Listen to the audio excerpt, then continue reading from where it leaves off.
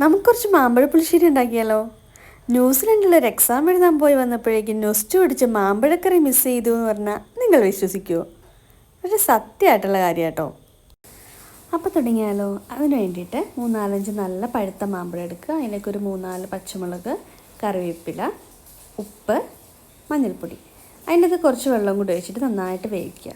ഈ വെന്ത മാമ്പഴത്തിലോട്ട് ഒരു കഷ്ണം ശർക്കരയും 1 ടേബിൾ സ്പൂണോളവും നെയ്യും കൂടി ചേർത്തിട്ട് നന്നായിട്ട് വറ്റിച്ചെടുക്കണം. അതിലേക്ക് എന്താ നമുക്ക് വേണ്ടേ? കുറച്ച് നാളികേരം ചെറിയതും, അതിൻ്റെ അകത്ത് കുറച്ച് മഞ്ഞൾപ്പൊടിയും, ഒരു നുള്ളി ജീരകം, ഇച്ചിരി ഒരു നുള്ളി ഇടാവുള്ളൂ. ജീരകത്തിൻ്റെ ടേസ്റ്റ് മുന്നിട്ട് നിൽക്കരുത് കേട്ടോ. അതും കൂടി നല്ല വെണ്ണ പോലെ അരച്ചെടുത്തിട്ട് ഈ വറ്റിച്ച് വെച്ചിരിക്കുന്ന മാമ്പഴത്തിലോട്ട് ചേർത്ത് നന്നായിട്ട് തിളപ്പിച്ചെടുക്കുക.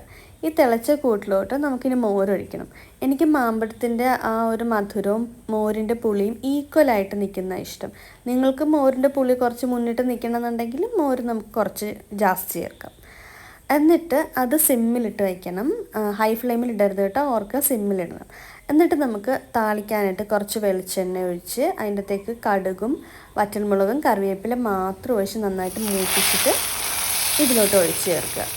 വേറെ ഒന്നും ഉലുവയും ഉള്ളിയും ഒന്നും ഇടണ്ട കേട്ടോ. ഇതിൽ താളിച്ച് ചേർത്തിട്ട് അടച്ച് വയ്ക്കുക.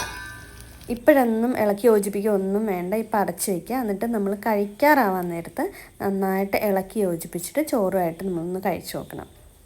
ഓക്കെ, അപ്പോൾ നമുക്ക് നോക്കിയാലോ.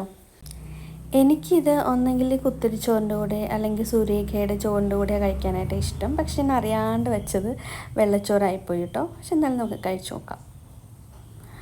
അടിപൊളി ടേസ്റ്റ് എന്ന് വെച്ചാൽ അടിപൊളി ടേസ്റ്റാണ് കേട്ടോ. മക്കളെ ഉണ്ടാക്കി നോക്കണേ.